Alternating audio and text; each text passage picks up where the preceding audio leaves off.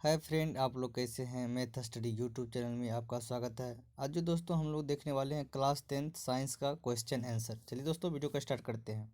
तो देखिए दोस्तों, क्वेश्चन है क्या, मानव अंडाशय के किन्हीं दो कार्यों को लिखें। दोस्तों इसका उत्तर होगा, अंडाशय में मादा अंडाणु उत्पन्न होते हैं। दूसरा क्या है, यह एस्ट्रोजन और प्रोजेस्टेरोन हार्मोन को स्रावित करता है। दूसरा क्या है, युग्मक संलयन क्या है। दोस्तों नर युग्मक तथा मादा युग्मक के परस्पर संयोग को युग्मक संलयन कहते हैं। दोस्तों इससे क्या होता है, युग्मनज का निर्माण होता है। नेक्स्ट क्वेश्चन क्या है, मानव अंडाशय के किन्हीं दो कार्यों को लिखें। दोस्तों पहला क्या है, अंडाशय में मादा अंडाणु उत्पन्न होते हैं। दूसरा है, यह एस्ट्रोजन और प्रोजेस्टेरोन हार्मोन को स्रावित करता है। नेक्स्ट क्वेश्चन क्या है, लैंगिक जनन के लिए आवश्यक अवस्थाएं क्या है। दोस्तों पहला है, नर तथा मादा जीव का होना। सबसे पहले लैंगिक जनन के लिए दोस्तों क्या होना, मेल तथा फीमेल जीव का होना। दूसरी बात क्या है, दोनों जीवों के जनन अंगों का परिपक्व होना, यानी कि दोनों जीव यानी कि मेल और फीमेल के जो जनन अंग है वो परिपक्व यानी कि मेच्योर होना। तीसरी बात, दोनों जीवों के युग्मक यानी कि मेल और फीमेल दोनों का आपस में संयोजन होना। ये सब चीज़ें होते हैं लैंगिक जनन के लिए। नेक्स्ट क्वेश्चन क्या है दोस्तों, लैंगिक और द्विलैंगिक एक लिंगी और द्विलिंगी फूलों से क्या अभिप्राय है। तो दोस्तों द्विलिंगी और एक लिंगी फूलों से क्या अभिप्राय है। तो चलिए दोस्तों उत्तर है इसका, एक लिंगी फूल ऐसे फूल होते हैं जिनमें नर तथा मादा जनन अंग अलग अलग फूलों पर लगते हो, अर्थात एक फूल पर एक ही जनन अंग होता है। नर या मादा एक लिंगी फूल कहलाते हैं, जैसे पपीता।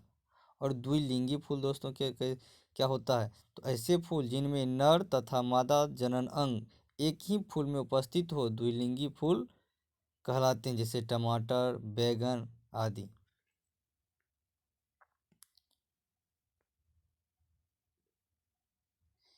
स्त्रियों में निषेचन कहाँ होता है। दोस्तों स्त्रियों में निषेचन जो होता है डिम्ब वाहिनी यानी कि फ्लोपियन ट्यूब में होता है। लैंगिक जनन के लिए आवश्यक अवस्थाएं हैं, नर तथा मादा जीवों का होना, दोनों जीवों के जनन अंग का परिपक्व होना, दोनों जीवों के युग्मकों यानी कि नर तथा मादा का आपस में संयोजन।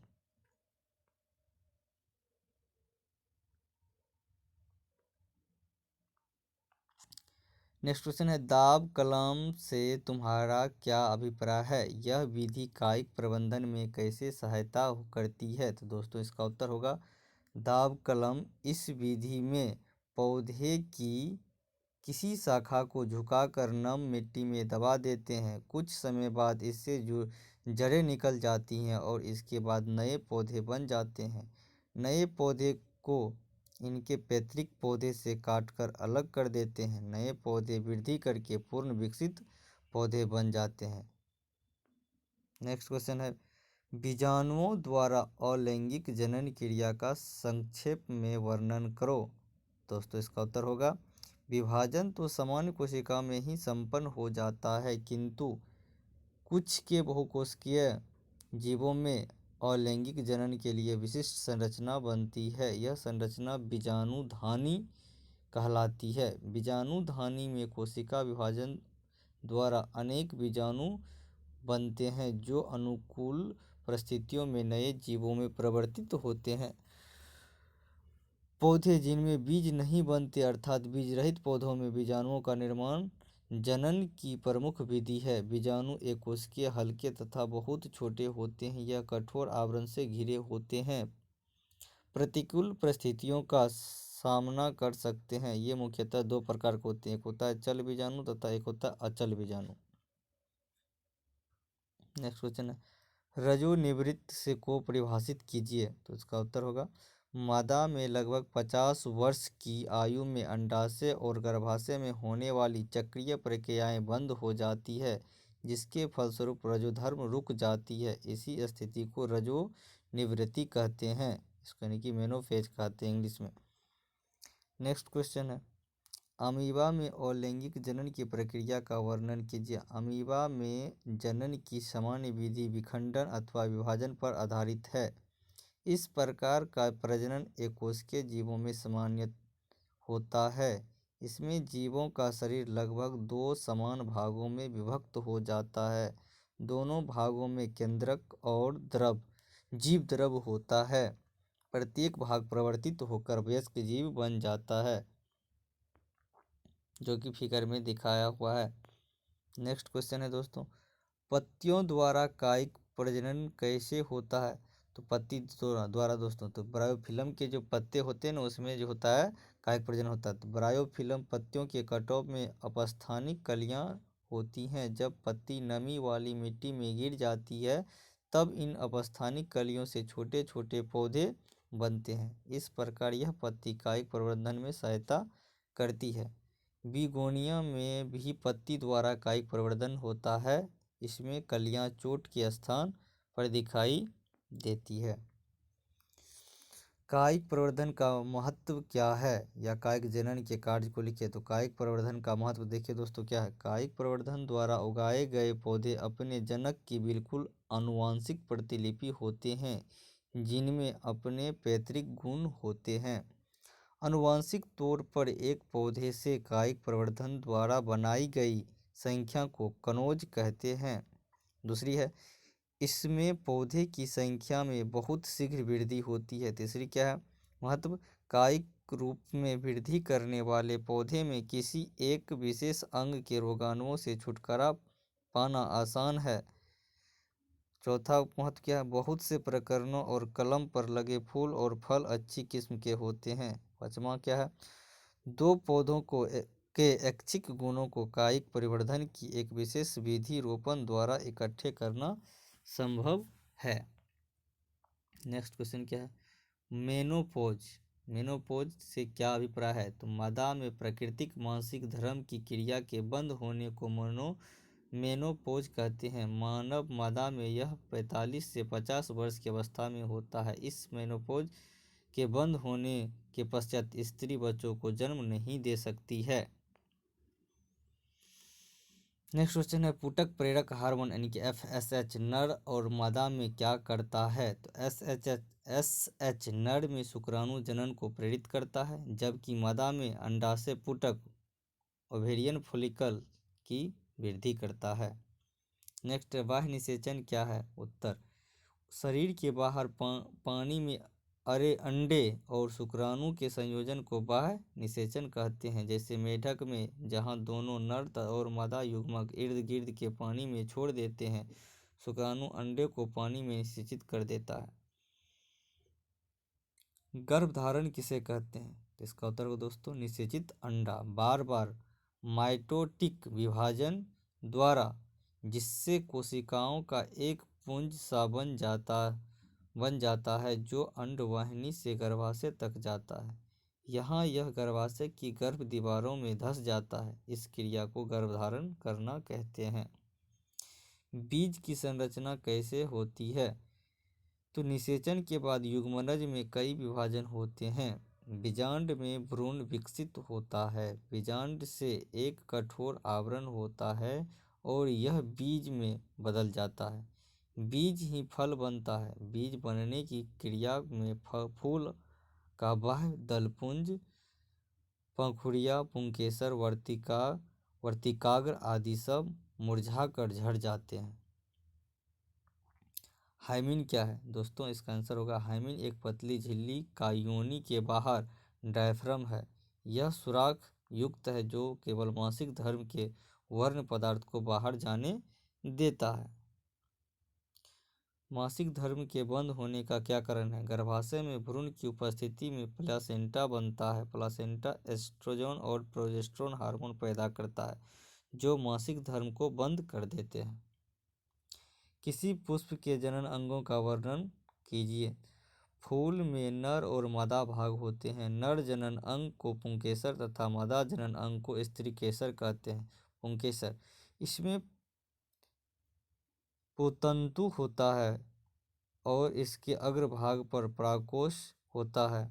इसमें परागकण उत्पन्न होते हैं। स्त्रीकेसर, यह फूल का मादा भाग है। इसके प्रत्येक भाग को स्त्रीकेसर या गर्भकेसर कहते हैं।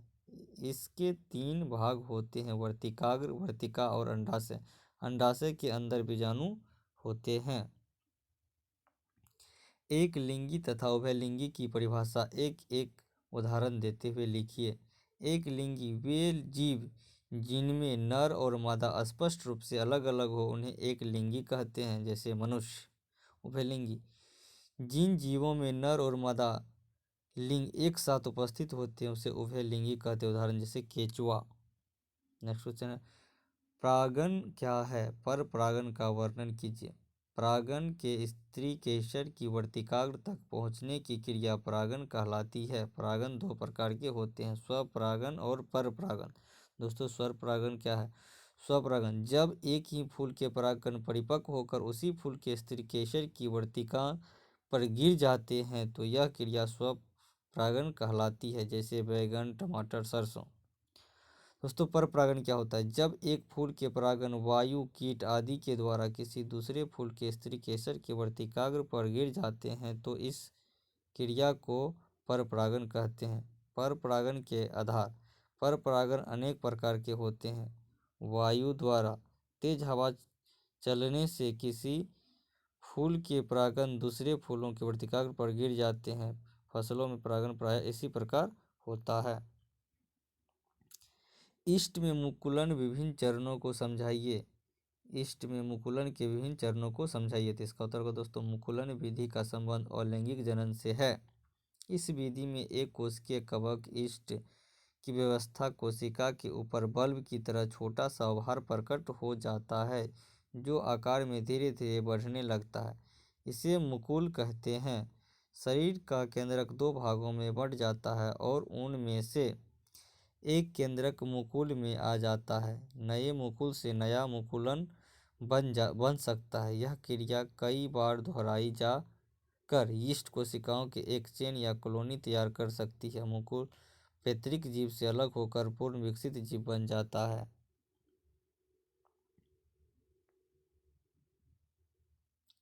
मानव में नर तथा मादा जननांग क्या है? इनके कार्य को इंगित कीजिए। नर जनन अंग वृषण टेस्टिस है। इसमें शुक्राणु उत्पन्न होते हैं जो संतान उत्पत्ति के लिए आवश्यक होते हैं। यह टेस्टोस्टेरोन हार्मोन भी स्रावित करते हैं। मादा के जनन अंग का नाम अंडाशय है। इसमें मादा युग्मक अंडाणु उत्पन्न करते हैं। यह एस्ट्रोजन हार्मोन तथा प्रोजेस्टेरोन हार्मोन को स्रावित करती है। पुरुष तथा स्त्री के द्वितीयक लैंगिक लक्षण का वर्णन कीजिए। तो दोस्तों इसका आंसर होगा नर के शरीर में दिखाई देने वाले परिवर्तन। तो जैसे दोस्तों आवाज़ में भारीपन आना, दाढ़ी और मूंछ उग जाती है, जनन अंगों पर बाल उगते हैं। और मादा के शरीर में दिखाई देने वाले परिवर्तन, जनन अंगों पर बाल उग आते हैं, वक्षों का विकास हो जाता है, मांसलता आ जाती है, रजोधर्म चक्र प्रारंभ हो जाता है। दोस्तों ये क्लास 10th का एनसीईआरटी का क्वेश्चन आंसर है। पुरुष तथा स्त्री में पाए जाने वाले एक एक लैंगिक हार्मोन का नाम लिखिए। दोस्तों इसका आंसर होगा नर लिंग हार्मोन का नाम है टेस्टोस्टेरोन और मादा लिंग हार्मोन का एस्ट्रोजन। दोस्तों ये आपके एग्जाम के लिए भी काफ़ी लाभदायक होंगे। तो दोस्तों नेक्स्ट क्वेश्चन क्या है? रजो दर्शन और रजो निवृत्ति में अंतर बताएं। दोस्तों रजो दर्शन क्या होता है? तो मादा में लगभग 10 से 12 वर्ष की आयु में प्रक्रिया आरंभ होती है। और दोस्तों रजो निवृत्ति क्या होता है? ये अधेड़ अवस्था में लगभग 50 वर्ष की आयु में यह प्रक्रिया समाप्त हो जाती है। फिर दोस्तों दूसरा क्या है? हर 28 दिन के बाद रक्तस्राव 4 से 7 दिन तक होता है, जबकि दोस्तों रजो निवृत्ति में होता है रक्तस्राव बंद हो जाता है। पुरुष तथा स्त्री में पाए जाने वाले एक एक लैंगिक हार्मोन का नाम दोस्तों क्या है? नर लिंग हार्मोन का नाम है टेस्टोस्टेरोन, मादा लिंग का हार्मोन का नाम है एस्ट्रोजन। जीव जनन क्यों करते हैं? दोस्तों जीव जनन क्यों करते हैं? तो इसका उत्तर है अपनी वंश वृद्धि तथा अस्तित्व को बनाए रखने के लिए जीव जो है दोस्तों जनन करते हैं। अंडोत्सर्ग यानी कि ओव्यूलेशन क्या है? मादा में परिपक्व अंडाशय हर 28 दिन बाद एक अंडा छोड़ता है। अंडा छोड़ने की इस प्रक्रिया को अंडोत्सर्ग कहते हैं। बाह्य निषेचन तथा आंतरिक निषेचन का से आपका क्या तात्पर्य है? बाह्य निषेचन, इस निषेचन में नर और मादा युग्मक का संलयन मादा के शरीर के भीतर न होकर बाहर होता है। नर तथा मादा जब संभोग करते हैं तो अपने युग्मकों को जल में छोड़ देते हैं। शुक्राणु अंडाणु को पानी में ही निषेचित करते हैं, उदाहरण मछली, मेढक आदि। आंतरिक निषेचन। निषेचन में नर तथा मादा युग्मकों का संलयन मादा के शरीर के भीतर होता है। मादा के जनन तंत्र में शुक्राणु छोड़ दिए जाते हैं और वहां पर उपस्थित अंडाणु को निषेचित करते हैं, उदाहरण मनुष्य सहित सभी उच्चवर्गीय जंतु। लैंगिक संचरित रोगों को परिभाषित कीजिए और इनके 2 उदाहरण भी दीजिए। यौन संबंधों से फैलने वाले रोग को यौन संक्रमित रोग कहते हैं, जैसे एड्स, उपदंश, सुजाक। ये सब दोस्तों है लैंगिक संचरित रोग। फूलों पर कीटों के मंडराने का क्या कारण दोस्तों? फूल पे जो कीट मंडराते हैं उसका क्या कारण है? तो फूलों पर कीटों के मंडराने के निम्नलिखित कारण है। कीट फूलों की सुंदरता के कारण उन पर मंडराते हैं। कीटों को फूलों से शहद तथा मकरंद प्राप्त होता है। और तीसरी बात, कई फूल सुगंधित होते हैं जिनके कारण कीट उनकी ओर आकर्षित होते हैं।